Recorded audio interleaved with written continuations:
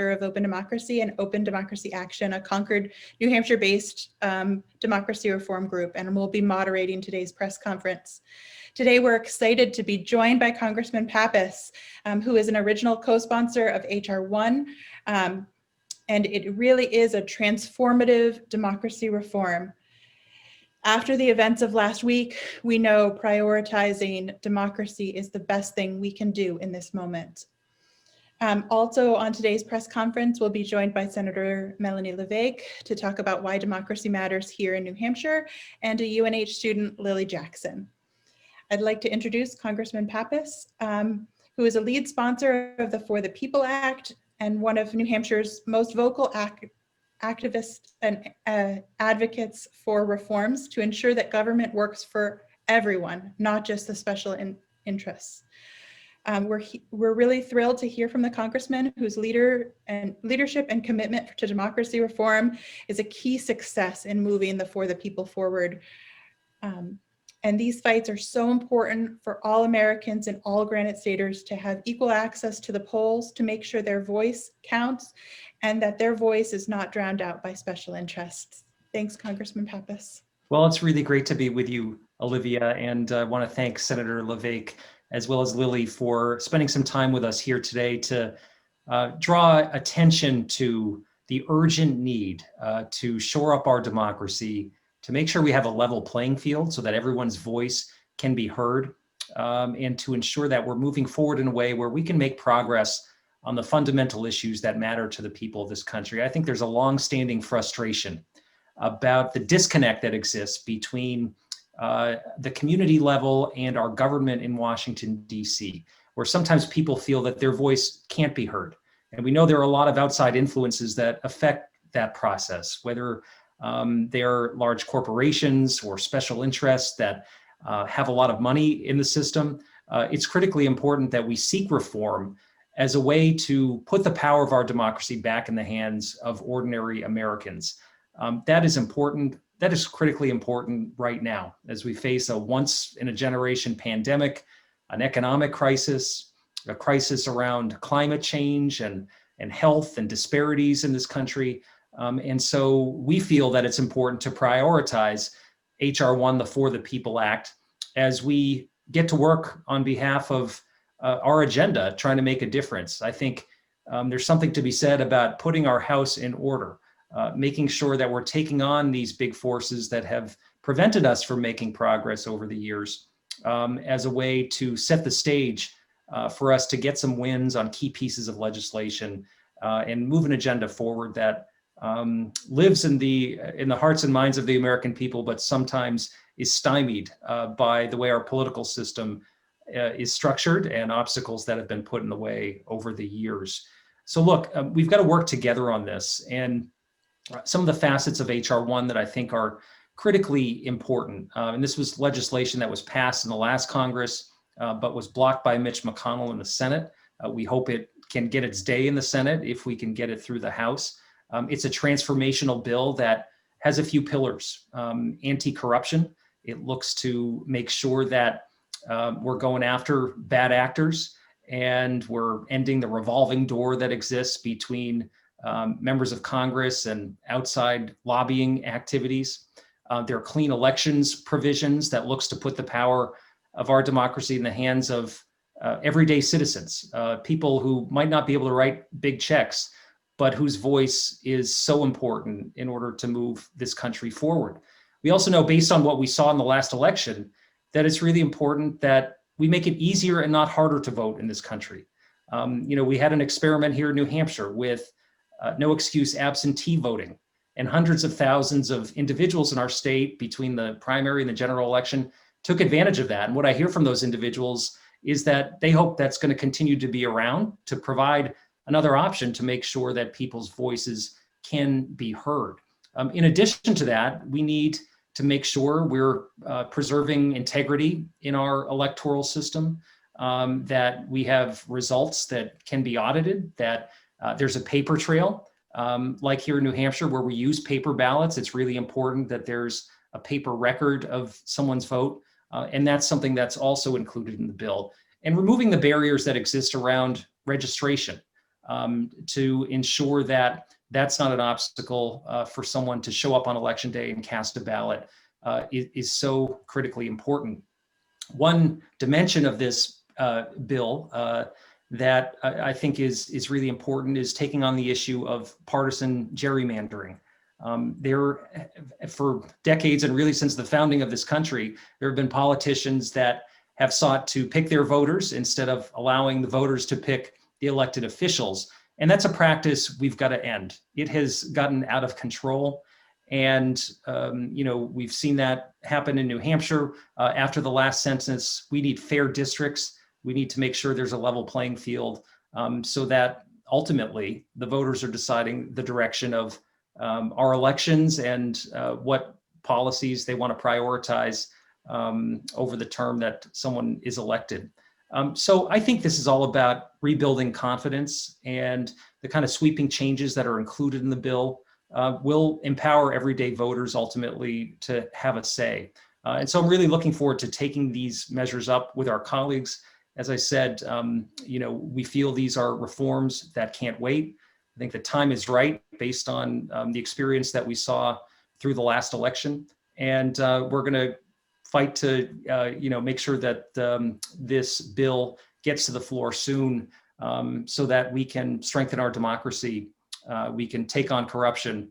We can make sure that everyone's voice is heard and that everyone can participate. So I just want to thank you for holding this forum here. I look forward to the conversation, and I guess I'll turn it back over to you, Olivia. Great, thanks so much. And thank you for your champion of this important legislation. I'd like to turn it to Senator Melanie Levack, who fought for many of these reforms at the New Hampshire State House as well, to talk about why these reforms matter to our states. Well, thank you, Olivia, and thank you, Congressman Pappas, for your co-sponsorship of H.R. 1 for the People Act. It's very important legislation. My name is Melanie Levack, and as Olivia said, I had the honor of serving as a New Hampshire senator and chair of the Election Law Committee for the past 2 years. And I'm very happy to be here to talk about this important topic. First of all, reauthorizing the Voting Rights Act and implementing H.R. 1, the For the People Act, will secure the underpinning of our democracy, which is the right to vote.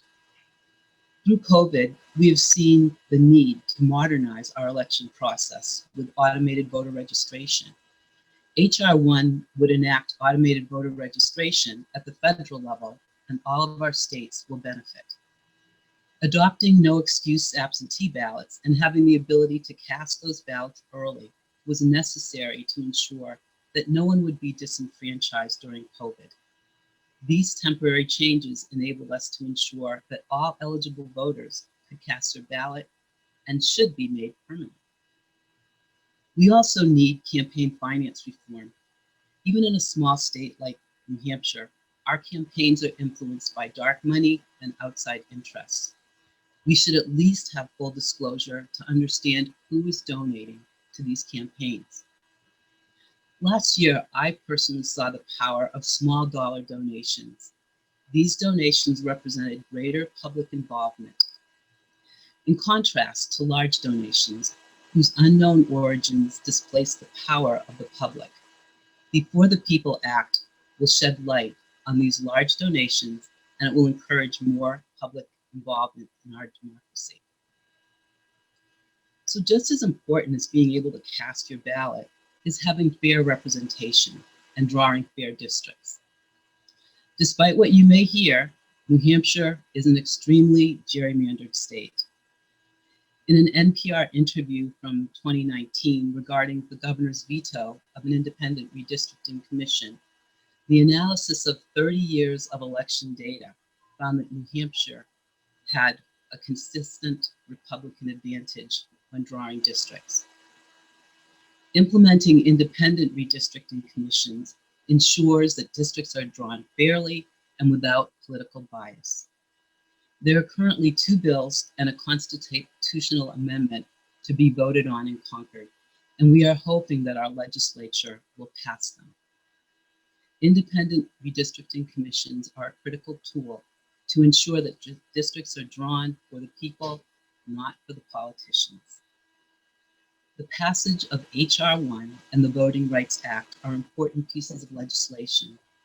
They will support the goals that we have of ensuring that all voices are heard and having simple, safe, and fair elections. Thank you, Olivia. Thank you. I'd like to now turn it over to Lily Jackson, who is a senior at UNH, to talk about why students' voice in our democracy matters. Hi everyone, I'm super excited to be here and to be invited to be a student voice, and obviously I'm in great company. As I said, my name is Lily Jackson, and I'm currently a political science student in my senior year at the University of New Hampshire. In this last election cycle, I was given the opportunity to organize on my campus and to help make sure students knew what was at stake in this election and make sure that they all knew how to vote during a pandemic. This ground organizing work allowed me to talk to hundreds of my peers, and it really made it clear to me that there is a dire need for comprehensive election reform. Many of my peers were unaware of our polling locations, that they were eligible to vote, or even how to vote absentee. But thankfully, we have leaders like Congressman Chris Pappas, who is leading the fight to strengthen our democracy with bills like his Protect the Youth Act and the H.R. 1, the For the People Act. H.R. 1 takes aim at institutional barriers of voting that tend to unjustifiably target the youth among other groups. For political systems to be representative, all parts of society must be included. When young people are disenfranchised or disengaged from the political processes, a significant portion of the population has little or no voice or influence in decisions that affect our lives. New Hampshire desperately needs young people to stay here after they graduate, and making sure students feel invested in our state democracy is an important way to accomplish that. The For the People Act will modernize the election process through clarifications with students voting where they attend school, and allowing public universities to become voter registration agencies. The youth vote is not only the future, but the present. However, creating these drastic changes will take time and money for professional development, training, and staff. But grant money to boost youth involvement in election activities is necessary. Through the For the People Act, the long practice of disenfranchising youth through complicated election processes will change. Thanks for listening, and thank you for the representatives for standing up for student voices in our democracy. Great, and thank you so much for those that joined us. We're going to open it up to the press for any questions that you have. So any member of the press is welcome to raise their hand, and you'll be unmuted to ask a question. So we'll wait for any of those hands to be raised. I see Ethan DeWitt is our first question.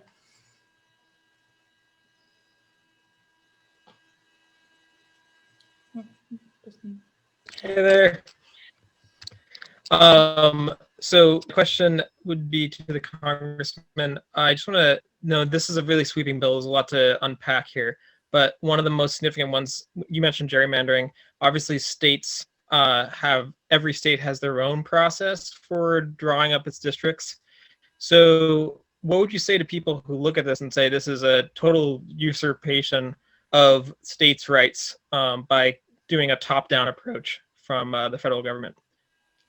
Well, thanks for the question, Ethan. And the language of the bill is still being worked on. We saw a version pass 2 years ago, and I understand that it's still sort of open for conversation. But based on what I know, look, here's the nexus. It's the fact that we have federal election districts that select our members of the House of Representatives, and I think as it pertains to the boundaries for those districts, that's clearly within the purview of Congress to insist that they're drawn in a fair manner. Ultimately, this shouldn't be about either party being able to pick winners and losers. It should really be about keeping communities of interest together, making sure that we're not seeing the lopsided results that we've seen in some states around the country, where one party can win 60% of the votes but only get 40% of the seats.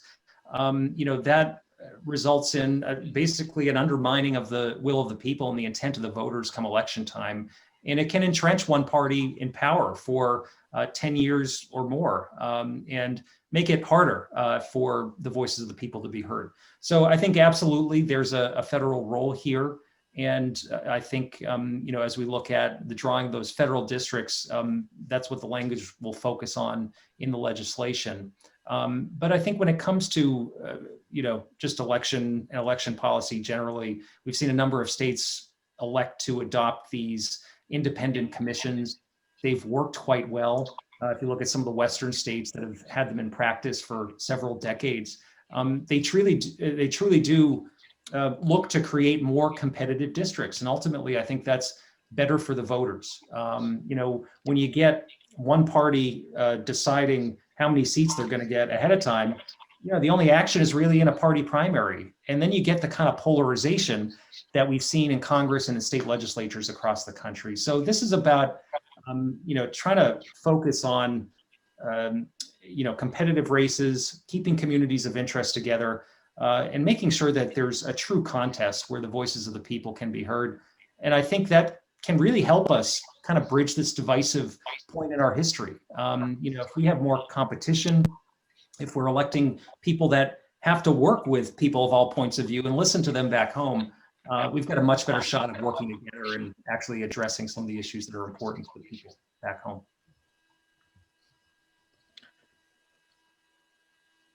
Ethan, did you have a follow-up? Your hand's still Yeah, up. just as a follow-up, just so I understand, because obviously with a new Congress and a new Senate, we don't really know what the pace is going to look like. But would the intent of the redistricting reform be to get in place before the redistricting efforts happen at the end of the census? Well, I think so. And we've seen the census numbers delayed from being distributed to the states. So I think they're still waiting on all that information. We know this process is going to take the better part of the next year and a half in New Hampshire to actually set the lines and pass legislation that will do that. Of course, our political calendar looks a lot different than it does in other states. So my assumption is, if we can move early enough, this could potentially affect the way lines are drawn moving forward.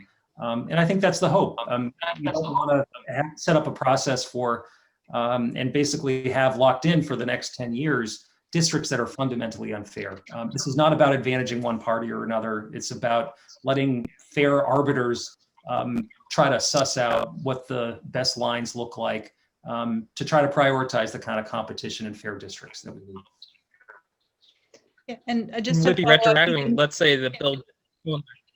I Yeah, just really wanted quick. Sorry. Would it be retroactive if the bill passed after the districts were drawn in, for the next 10 years? Would there be any kind of aspect to HR 1 that would kind of look back at the districts that were just drawn and change them, or would those be kind of set in stone until the next cycle?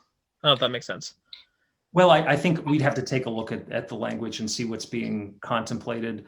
We've seen districts change quite a bit over a 10-year period based on what subsequent legislatures decide to do, what court rulings may come out. For instance, the state of North Carolina had their congressional districts redrawn for the 2020 elections. So we saw that happen in Florida and in other states over the last decade in this period in between. So I don't think that's unheard of.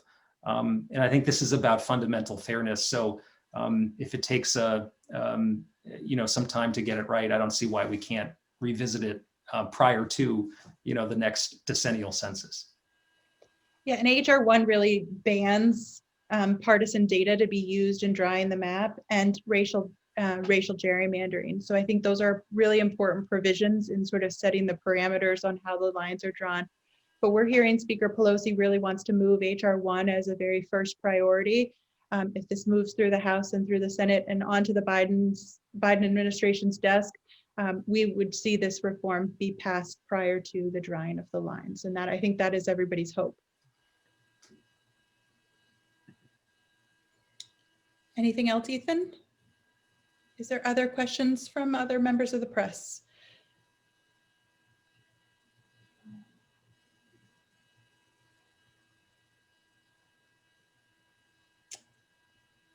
Oh, there is. Oh, let me just. Brian did have a question on that he posted in the chat. Brian, the federal government's ethics commission struggled to control questionable actions for the past 4 years. Can you speak to the ethics pieces of HR 1? Well, once again, we're waiting on language, but that was a central component of HR 1 last time. And look, I think when it comes to a variety of different good government laws that are on the books that were violated over the last several years, think of the Hatch Act, for instance, or other things pertaining to cooling off periods before lobbying and things like that. We know we have to strengthen existing laws and go well beyond them. So I think there does need to be a reckoning of what's happened over the last few years and breakdowns in the oversight ability of Congress and other entities, including the Ethics Commission. And so I think that will certainly be looked at as final language is drafted. Ultimately, we need a government that people can be proud of, where there's accountability, where there are bright lines. Unfortunately, I feel like we've seen that violated way too many times. And really, public service should be a public trust. And public service should not be self-service. And unfortunately, we've seen that norm violated. And I'm not making a political statement. I think that is just what we've seen happen in Washington, D.C. at too many occasions. And so I think, members are going to be looking for the strongest possible ethics provisions that will be informed by the experience that we've lived through during this administration and prior to as well. Great. Ethan, did you have another follow-up? All right, I'm back. Sorry. I wanted there's just so much I could ask about. I'll try to keep my questions brief, but about the public financing of elections. So I'm looking at a summary of the last version of HR 1. I know that some things could change, but it looks like it was contemplating a 6-to-1 ratio for small donor donations. So if you were a candidate, if I'm reading that correctly, does that mean for every $1 you get from small donors, you get 6 from the federal government, or is it reverse? Is it for every $6 you get from small donations, you get $1? For every and then my question would be, how much has there been any analysis on how much that would cost overall? Yes, so these match programs have worked in many states as public financing of elections. And it is if you give a constituent gave $1, $6 would be matched by the government. It's very similar. New York State's system has an 8-to-1 match, and we've seen systems like that work very well throughout the country who have these public financing reforms. But I think what's really important about public financing of elections is that it really allows people's voices to matter in elections, and it's not just those that are making special interest donations. And I really back to restoring the trust and public confidence in our election system, and that's what's really critical. I don't know if others want to add about public financing. Sure, I'll just say that we had a very long conversation 2 years ago when the bill was being formulated about where the money comes from to provide the match. And I think it's a great incentive system to empower candidates to be talking to small donors. Sometimes candidates don't put a priority on that, and that's a fundamental shift in our system that I think would really improve things. But when it comes to funding this, it would be funded through fees levied on bad corporate actors, essentially. Securities fines that would come into the government would fund this program of small donation matches, and I think that's an appropriate way to do it. There's some justice in that, of those who are kind of abusing the laws of this country and violating regulations would be the ones that are actually helping to clean up our democracy and ensure that the little guy that is often ignored in our democratic system really has a stronger voice. Great. Are there other questions? If there are no other questions, I would like to thank Congressman Chris Pappas, former New Hampshire Senator Melanie Levack, and Lily Jackson for your tireless work for democracy reform. And thanks members of the press for joining us today. We're very excited for the movement of the biggest democracy reform our country has seen, and there is lots of work ahead to protect our democracy. Thank you all. Thanks, everyone. Stay safe. It's great to Thank see you. Take care. Thank you. Good luck with the rest of the semester, Lily. Thank you, Anita. Thanks. Take care.